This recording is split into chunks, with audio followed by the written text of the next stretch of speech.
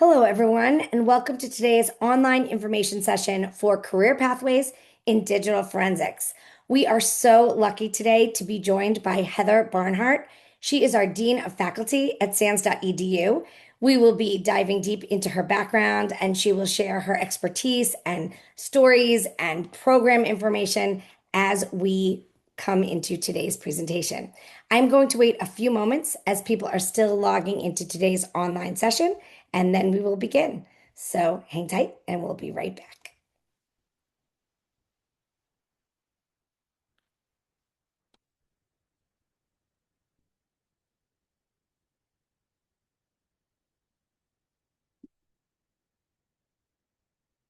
People are joining as we speak. So I will start with introducing myself. I am Kim Kafka, the Assistant Director of Admissions Outreach for the college, sans.edu.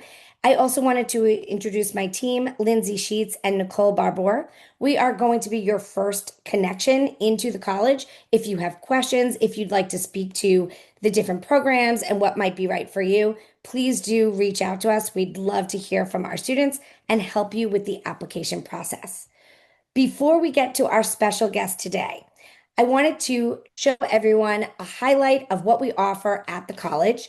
This is your cybersecurity career pathway at sans.edu. We have 14 undergraduate and graduate certificate programs in total.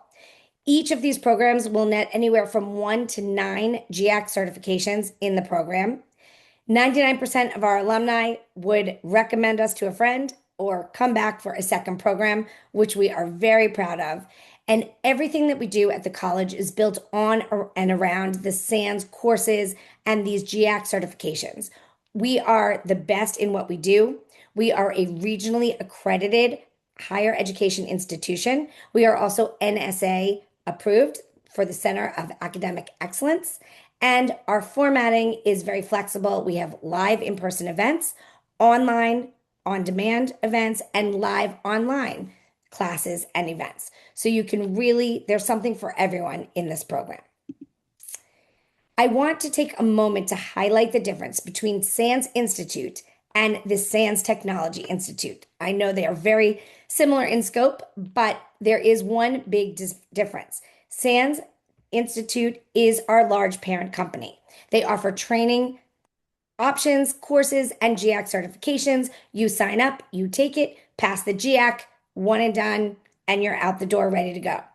The SANS Technology Institute, or sans.edu, is a higher education institution. So we are fully accredited as a higher education institution, a college, a university, if you will. We have the same accreditation that's held by Cornell and Columbia. So we are in very good company. And I do say this often, but we are an actual college. This is something that sometimes gets lost in translation, but we do offer bachelor's degrees and master's degrees and certificate programs that are fully accredited at the college level. Everything that you take at sans.edu would convert into academic credit. We are also very specialized for the GIAC certifications. So they will serve as your final exam in every class that you take within a program.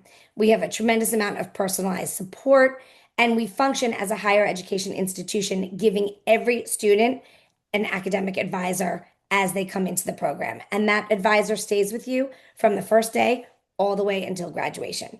So a bit different in the way that we function than the larger sans.org, which again is our parent company. The college experience is something I want to highlight because I know most of you are working professionals, and the thought of going to a college or a university seems daunting with a full-time job. We require that our graduate students are working full-time. Every one of our students works full-time. And with that, we are very flexible in our academic plans. Everything is individualized. Everything works in an asynchronous manner. So traditional colleges are more fixed and rigid in semesters and taking multiple classes at a time. We do not do that. You're taking one course at a time, getting through the program, studying for the GIAC, passing that certification, and then when you're ready, moving into your next course. We are advisor centric, as I mentioned, so you will have an advisor from day one all the way until the end, monitoring your progress, making sure you're staying on track, and helping you navigate the work-life balance as you go through the program. GX certifications are built into every program. Again, they are serving as your final exam. You cannot pass a course without passing the GX certification. And then basically, the Institute is all hands on. This is something we are very proud of. This is not a theoretical learning program. This is hands on, practical skills. You are working in labs built around real attacks, real situations, and your faculty works in the field. So they are bringing real life scenarios, situations into the classroom every day and working in real time. Everything in the program is hyper current and it's designed for the working professional to bring that information and knowledge back to your workplace the very next day. And before we introduce Heather for real, lastly, the programs offered at SANS. We have 4 to 5 courses in our certificate programs. Our graduate certificate programs are highlighted on the screen, different pathways, different specialties. Obviously, today we are really focusing on the digital forensics, which is our newest program, and we will also highlight incident response.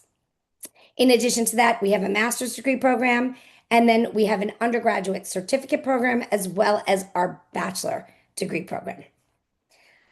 Okay, so now that all of that is out of the way, Heather, welcome. Thank you so much for joining us today. We are super lucky and a bit intimidated, I must say, to have you on today's session. Thank you for having me. Of course. For those in the audience that aren't familiar, Heather has 24 plus years experience in the digital forensics field. She has built the SANS digital forensics curriculum. So if you have questions, this is the person to ask. And as we go today, please feel free to put your questions in the Q&A because Heather will be live in the room as we go to answer your questions in real time. She is our Dean of Faculty and the lead curriculum for the DFER program. In addition to that, she's an international speaker and author. Heather has worked with government agencies, law enforcement, and Fortune 500 companies, thus the intimidation. And she's just one of the best in the field. So we are so excited to have you with us today. That was all really kind. Thank you. Of course. So to start off, we want to hear from you. What drew you to digital forensics? All right, I'll give you the truth here. Nothing. That's seriously. So think back, and many of you are probably really young and you're like, I wasn't born yet, Heather. We're thinking back to 2002. But in 2002, things like CSI didn't exist. People didn't have smartphones. I barely had access to a computer. So all these things weren't really in play, but I had a degree, a painstaking degree, and it goes so nicely with what you said earlier, Kim, where I got a degree in forensic and investigative science with an emphasis on latent fingerprints and bloodstain pattern analysis. 0 certs, 0 job options. And I was in the Air Force. I was on the GI Bill, and what really helped me was being in the right place at the right time, where on a C-130 one day, some guy said, hey, are you the girl that does forensics? And I said, yes, I am. Can you help me get a job? He's like, do you know computers? And that's where I kind of stopped. Like, I don't. But you know what? My first boss took a risk with me and taught me everything I know. And I credit him still to this day on being able to present and being able to validate evidence and building a foundation that I believe in because I understand digital forensics in a way many people never get to. Wow, that is very impressive. And the fact that you could pick it up in that way is unbelievable. So, as a follow-up to that, what has kept you passionate about the field throughout your career? I love my job. And people joke all the time, like, oh, it's not work if you love it. It is work. It's hard work, but it's good brain work that keeps me so engaged. Every single case I touch from when I was 22 years old through now, I learn something new and I have to research it and I have to ask friends. So it's a great way to keep your brain sharp. But also in digital forensics, it's easy for you to see things on the news or wonder, how can my smartphone pertain to this? How does my cloud data, my computer, all of that paints a picture of the truth. And we are the people behind the scenes that get to piece the puzzle together and give truth to the victims, to the suspects, and to those falsely accused. Wow, that's a big undertaking and a huge role that you play. But it's great. It keeps you sharp. I can't even imagine. Can you give us a little bit of an insight into an investigation you've worked on or something that was really engaging that we could understand how this works from the back end? Sure. So there's a lot of chaos. If you Google my name, you'll see ridiculous news things pop up. But the biggest case I had when I first started my career was Osama bin Laden. And I'm sure everyone knows what happened on 9/11. And I have an award right there saying that I was a part of the Osama bin Laden investigation. And my co-author, Lee Crognelli, who also works with the college, she also worked on bin Laden. And right around that time, that's when we decided let's write a course for SANS. Let's see where this goes. And maybe people want to know how to get data from phones, but a phone, a flip phone, not a smartphone. So back to the basics. But that case is probably one of the biggest I worked. Recently, the Idaho murders with the four victims that were killed on November 13th of 2022. That just went to trial last summer, and Brian Koberger pled guilty. So we didn't testify, but we have a Netflix series that's starting, I think it's 3 episodes. It comes out on the 29th. So I Wow. I didn't get to preview it. I told them, I was like, I hope I don't sound like a big nerd. I hope I do justice to the field. But it talks through the hardship. That was one of the hardest cases I've ever worked because he tried to delete his digital footprint. But I've worked people suing each other for I created Invisalign braces and divorce cases and misuse of government computers. It's not always a murder or a homicide. But one thing I do want to say, I was sitting with a group of young examiners from EY, and the guy across from me was 24 years old. And he said, I wish I was working a cool case like the Idaho murders. And I said, what are you working on right now?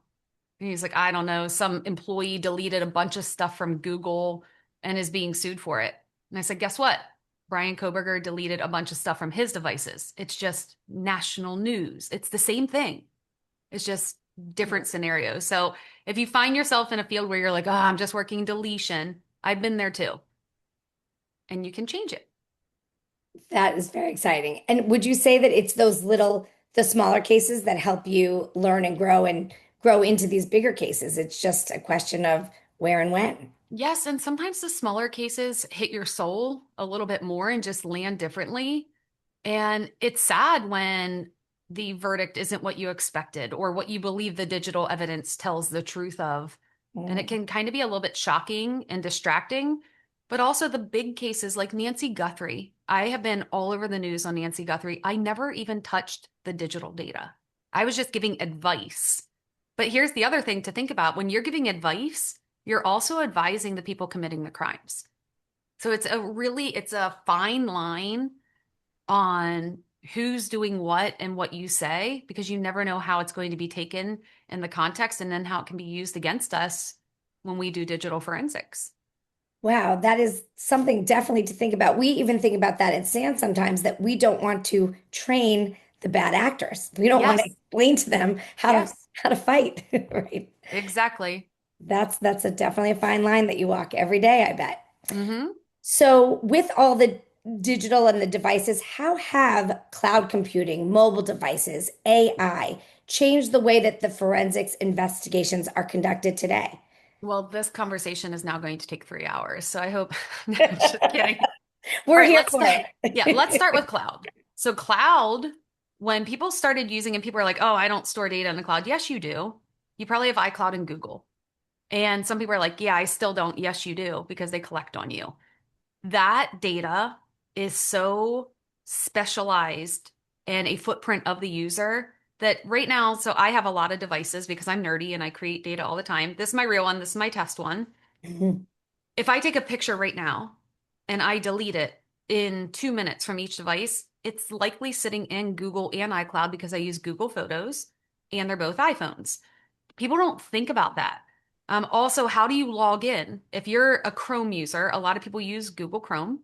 I am logged in on my Mac, my PC, and my phone, but it's also stored in the cloud.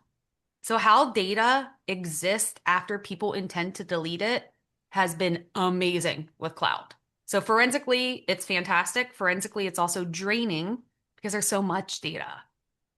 And then when we look at smartphones, this device right now, if you came into my office and I had to give you one electronic device, I'd probably offer you my work computer first because that's the least personal to me. This is Right. the last one I'm going to give you.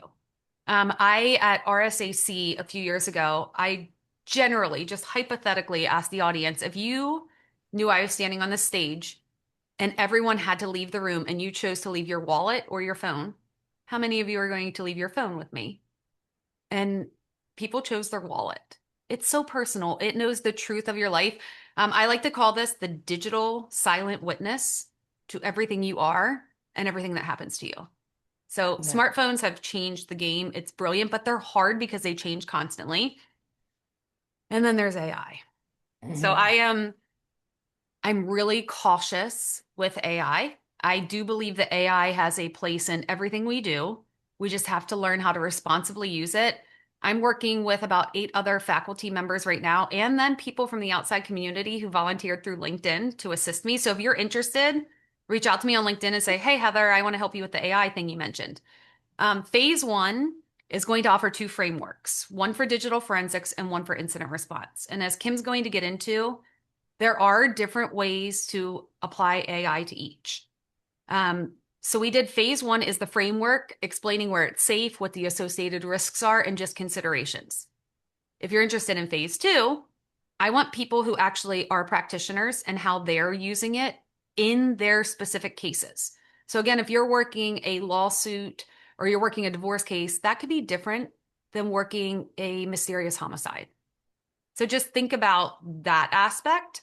And then the third phase is going to have expert stories on where AI did good and where AI did poorly. And what I think is so important is where AI does poorly, if we document it and we share, we all learn. So with Mhm. AI is your teammate, but it's the junior level analyst on your team. The one that often makes mistakes, gets distracted, maybe goes to lunch for too long. You have to babysit it, but it can be really helpful. I love that. I'm going to use that because people ask us all the time. That's the perfect way to explain it.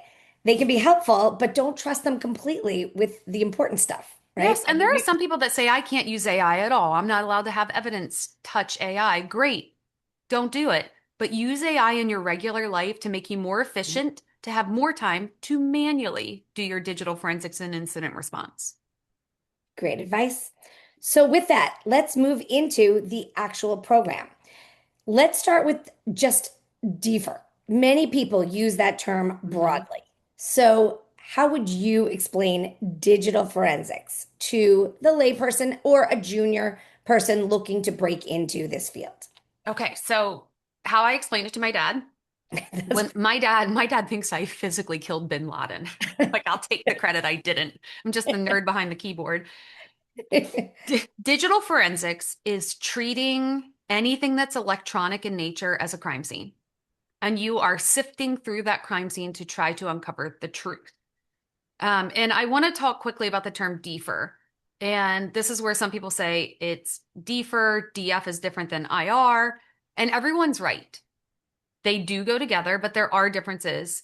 Kevin Ripa last year at the SANS Defer Summit, which I strongly recommend everyone attend. You can attend for free virtually if you want. He explained defer as a fire. So if there is a building that's on fire, the incident responders come on the fire truck, they put that fire out. They want it to stop burning, they put it out, and off they go on to the next call.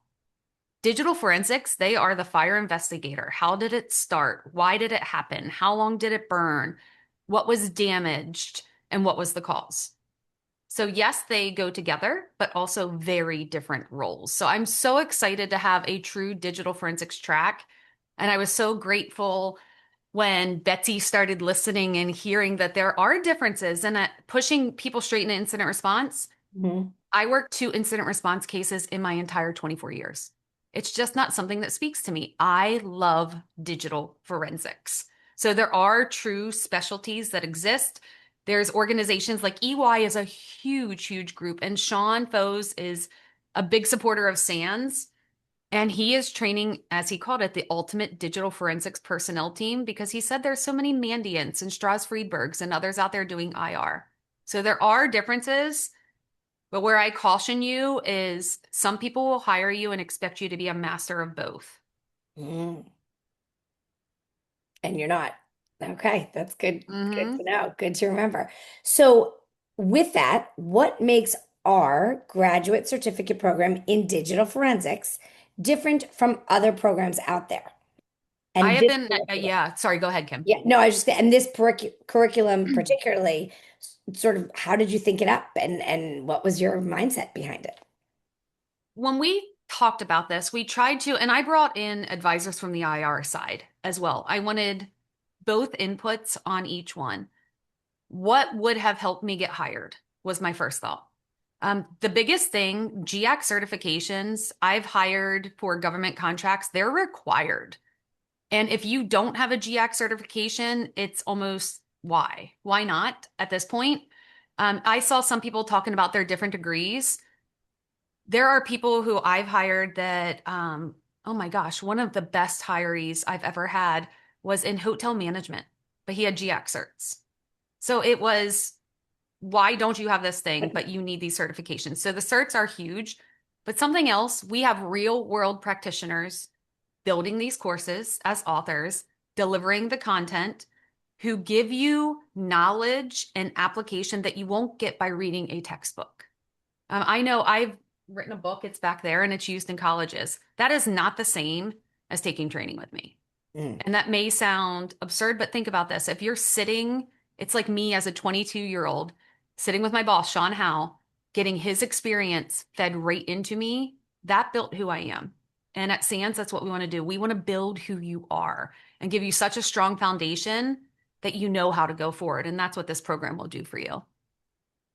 That's amazing. So it's exciting to think about that and to think about learning from you, by the way. I mean, that it's unbelievable. Thank you. Of I course. learn from students too. That's the thing. Like I learned from these Q&As. I learned from people on LinkedIn, just how people's minds work and how questions are asked. I'm like, huh. And that's typically how we end up changing our lab questions. What's the most common things that people are struggling with? Where do law enforcement get stuck? Where do private sector and public sector hit hurdles? And we design the courses so that they teach you how to live through anything that will come across your desk. Amazing. So with that, as we're looking at the curriculum on our screen, could you just speak to the first three courses, which are the core, they're required. And then in the next slide, we will show people what a technical elective looks like. But I'd love to hear how you find one builds on the next. Yes. So the first one, it used to be called Battlefield Forensics, and then we realized it sounded too military centric. The true value of it, it's digital acquisition and rapid triage. So think of a dart. Okay. You cannot do any analysis if you don't have proper data to look at. Often, this is given to the junior analyst. So when I started my career, I was told, Heather, you're going on a search warrant in Mexico, which I was like, oh, I'm leaving the country for the first time ever. And they're like, go collect all the data. I actually had an armful of hard drives and I dropped them on the floor. I didn't know any better, but if the one that was needed broke, I ruined everything. So why do we let the person with the least amount of experience collect the data? And that's something that I've been pushing on panels. The GBFA is going to teach you how to collect every single piece of data that you may ever touch. Everything from like a drone to a PC. So you think about it, you need to learn how to successfully acquire the data and then do rapid triage. Often investigators are like, tell me what you see. What is there? If it's a missing person, where was the last location they were? So that's why GBFA was chosen as a foundation. And then there's Windows forensics and smartphone. Again, the smartphone is the most personal device to everyone. Almost every human has a phone. So you need to know how to look at these. But then the Windows forensic analysis, I don't care if you work in a SOC, I don't care if you're IT, you need to understand what Windows artifacts are. And something that's fascinating, I had a student who took 610 And he told me he loved the class. Advanced malware, phenomenal. But he's like, Heather, I don't know what the files that get infected mean. Like, why do they exist on Windows? He needed the GCFE. So, a foundational knowledge of that class will teach you everything you need to go into incident response, to do digital forensics. It's true foundational knowledge. Wonderful. So then with that, at the end of those three courses, once they've established this amazing baseline, they can customize the certificate at the end. So can you tell us what technical skills employers are looking for most in a digital forensics professional? I guess as it relates to the add-ons, assuming they Yeah. need the three that we just discussed, what's what's next? And how Well, does one choose? yeah, this is where it's really difficult. So I do recommend if you're considering changing your career path, take the time to go out to the SANS website and do the demo of these different classes and think to yourself, does this speak to me? Is this a launch pad into something else, or is this what I want to do with my life? And it's okay if it's good enough for now. So the advanced incident response, threat hunting, digital forensics. I did that for about 3.5 years of my career, and it just wasn't for me. It was fine. It just I worked at Strauss Friedberg. I traveled a lot. It was high stress. And I realized I want more of the government law enforcement work again. But while I was there, I took the MAC training and I started doing different things that just spoke more to me. So this is where it depends on what you want to do. Now, if you're going to work for, let's say, Mandiant or Palo Alto, Unit 42, Strauss Friedberg, they want IR experience. They want you to know Mac, they want you to know IR, you need to know Linux. If you're going to work for the government, OSINT, the cyber threat intelligence may matter more. And this is where you're looking through this and it's like, what is the goal of that organization? Are they concerned about people traveling and getting malware? Are they concerned about people traveling and intelligence being collected on them? So all of these little things will help you piece together what's next. But the course preview is huge. And I will offer it myself as well. You'll all have my information. You can find me on LinkedIn. You can email me at my edu or sans.org address, and I can help you if you're torn and just want some advice because that's something I would have loved a long time ago. Is someone just say, hey, what do you want to do next? This is how you can get to that pathway easier. That is quite the offer. I hope that you aren't flooded, but we'll help you manage that if need be. But that's incredible and very magnanimous of you. The question I had also when you're looking at these electives, are some more, I guess, baseline and more advanced? Is for someone who struggles with the first three courses, is there a better route to go in an elective that's a little bit, I dare I say easier because nothing's Okay. easy at Yeah, SANS, that's but fair. yeah, That's definitely fair. So 610 to me seems frightening. yeah. The GREM is one of the most popular certs. We do something at events when we teach called Net Wars, where people compete for the challenge coins. And what's interesting is if we do something called Coin Slayer, you're competing. And if you answer all the questions at all levels in one of the courses, you get the coin. GREM always is one first, which blows my mind. It blows my mind. Yeah. So one that I have personally taken that I thought was difficult, 572, the network forensics. Phil is very particular. He's the key author of that class, and he's brilliant. It just logs don't speak to me. And that's why I think looking at the course preview, logs just aren't my thing. Mm. Whereas 508, I'm like, yeah, it's advanced digital forensics. I can do that. The OSINT is fascinating. So if you think about open source intelligent, everything is there on all of us. You can also learn by applying it practically to yourself. So you could start looking up your own information and seeing what you can find. But I would say listen to the demos. Don't let anything intimidate you. Some people like the Cyber Live, some people don't. So see what is included in the cert. Mm. Great advice. Now, moving into the incident response, because I know that, as we said, sometimes they're interchangeable, it's confusing. So, how can you identify the differences? You have highlighted the differences in the programs. And I Hmm. can't even tell you, I'm learning so much. This is amazing. But as it relates to the workplace, you talked about the fire, you talked about then the people after the fire's put out. Can you give us example of other of roles, specific roles in, I guess, the job market, that people can think of, oh, if I'm looking, if I'm searching, this is a job role that would be incident response, and this is a job role Hmm. that would go more to digital forensics. Sure. So incident response is also tied a lot into threat hunting. But both of these do require foundational knowledge in digital forensics often. I have seen people go straight into IR because they get on the job training, but most people will do digital forensics first and then they branch into IR or threat hunting. Mm.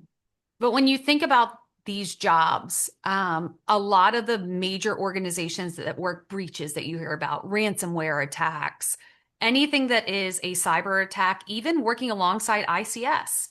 So if the power grid is attacked, you need both that IT incident responders and the OT incident responders working together.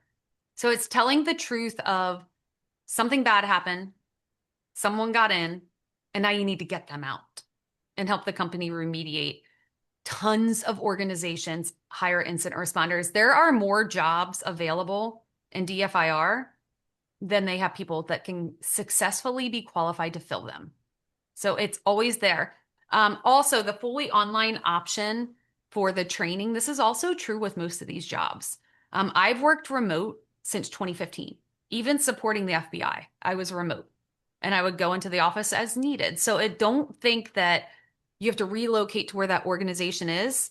Since the pandemic, most DFIR jobs are remote with barely going into a place. But if you're new, make sure that they have people you can lean into because I think learning outside of the lab could also be problematic.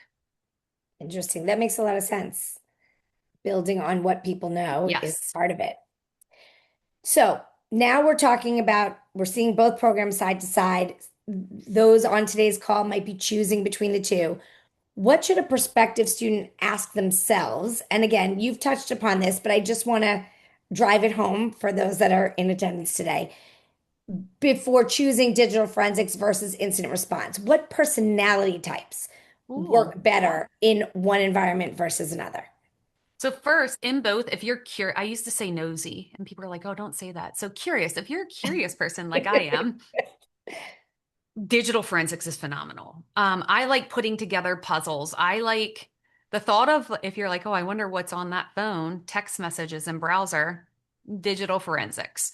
So it really lets you dive into who the human is. Who is the human? What is the crime? Why did they do it? So the who, what, where, when, why, and how is digital forensics. The Okay. incident responder is like, hey, something bad happened. Someone knew it was there. I'm going to go in. I'm going to find them. Where are they hiding?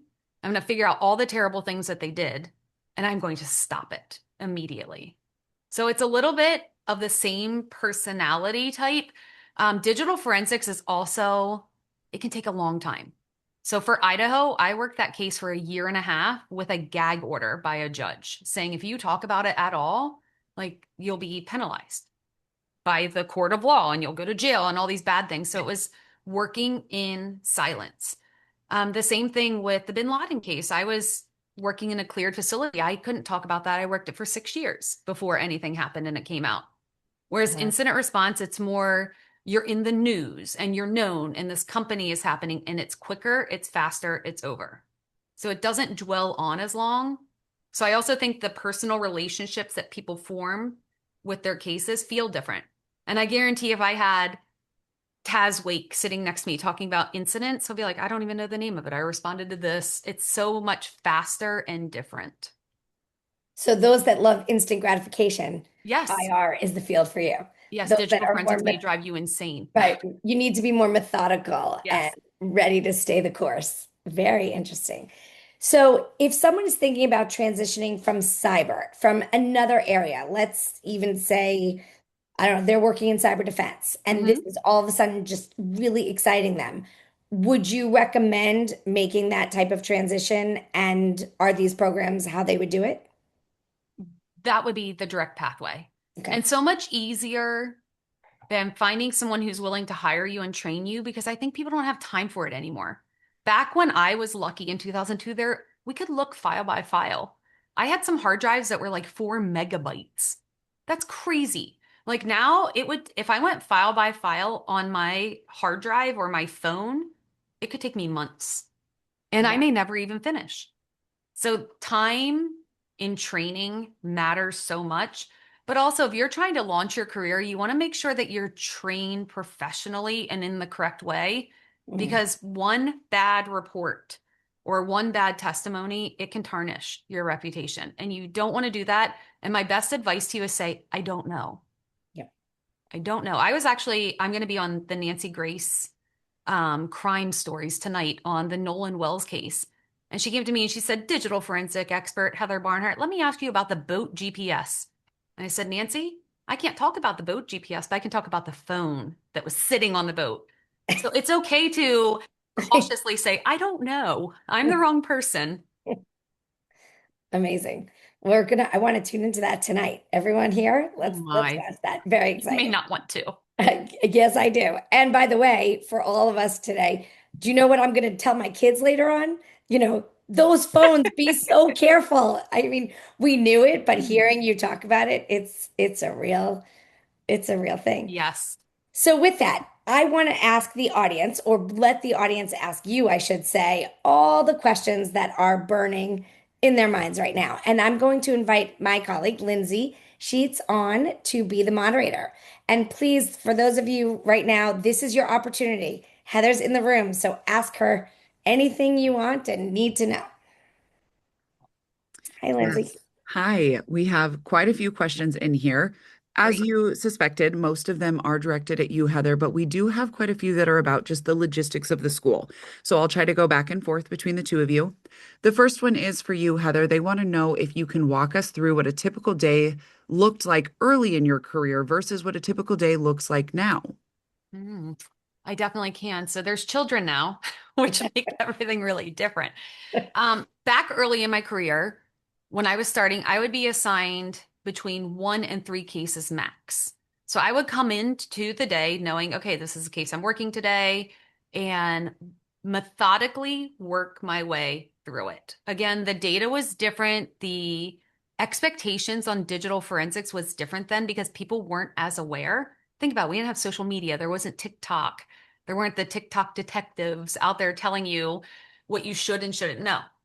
So now, when I take on a case, right away there's so many questions. Before it was like, oh, there's a computer. Okay, great.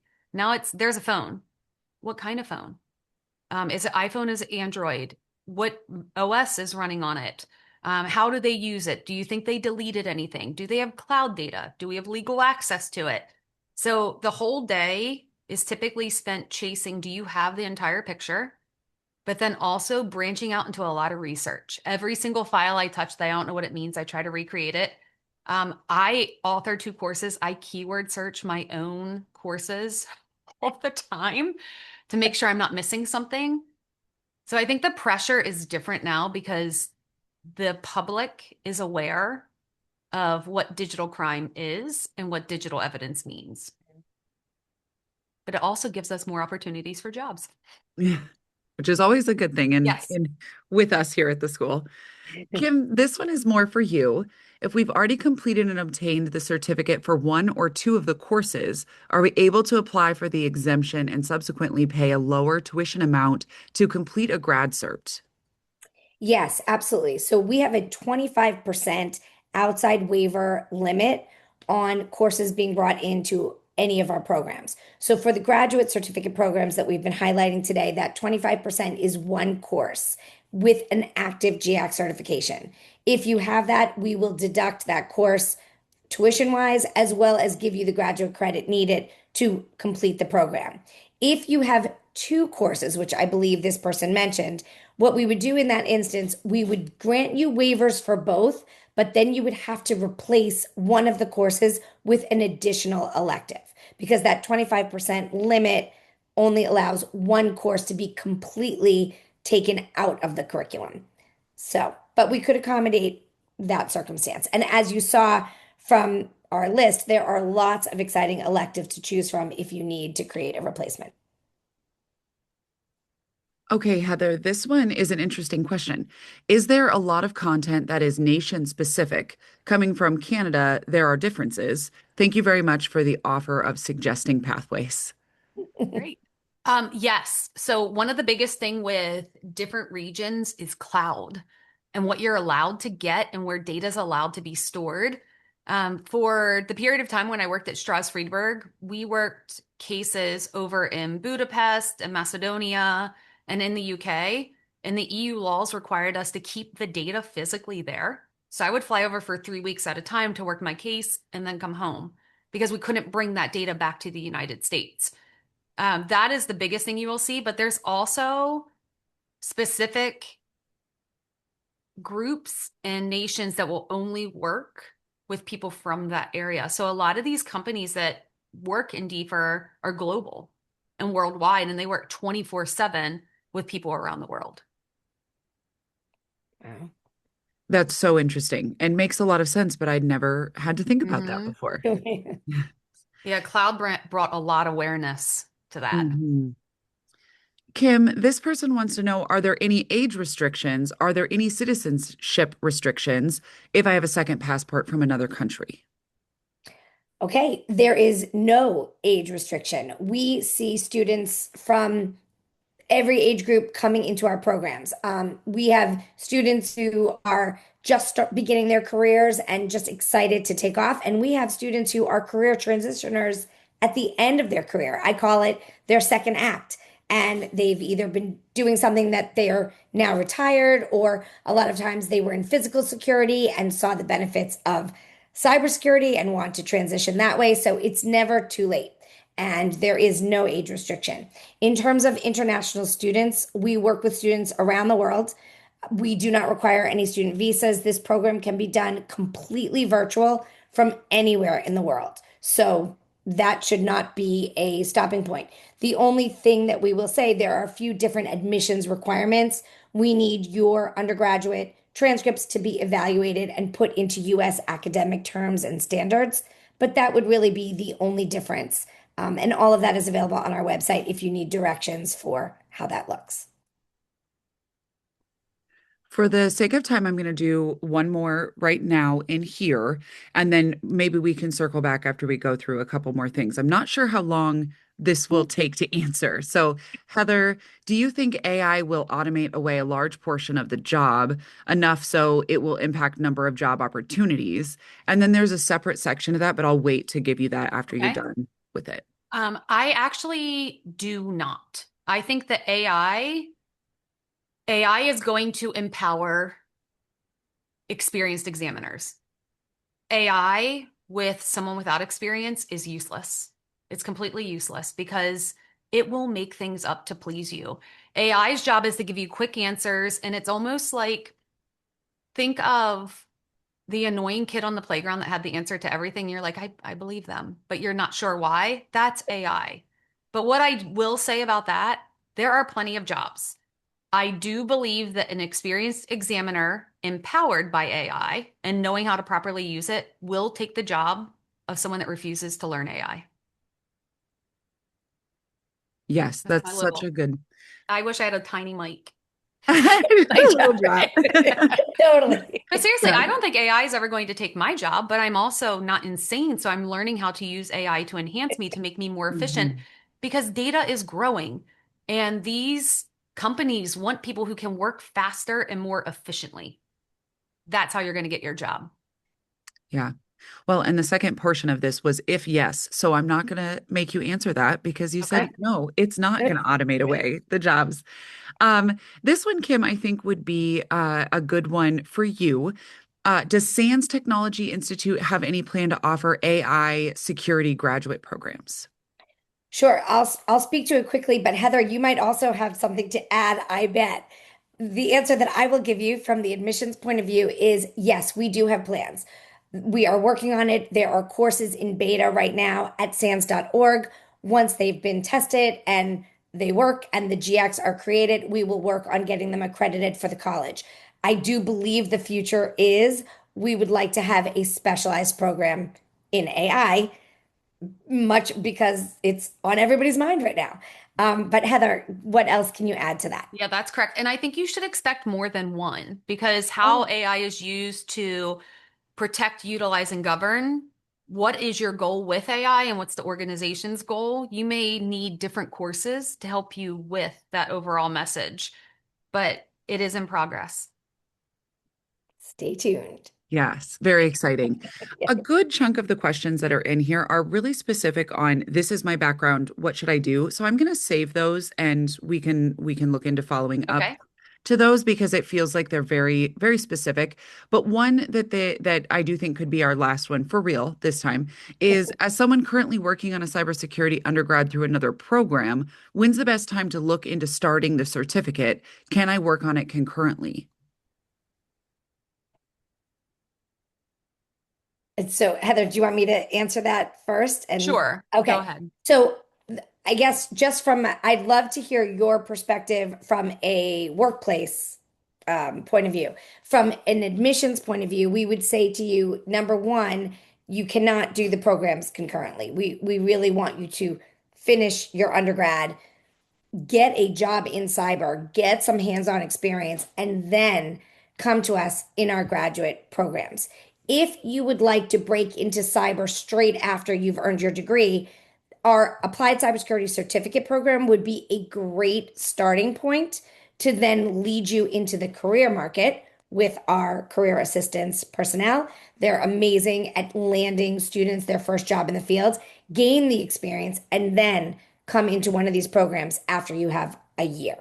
That's excellent advice.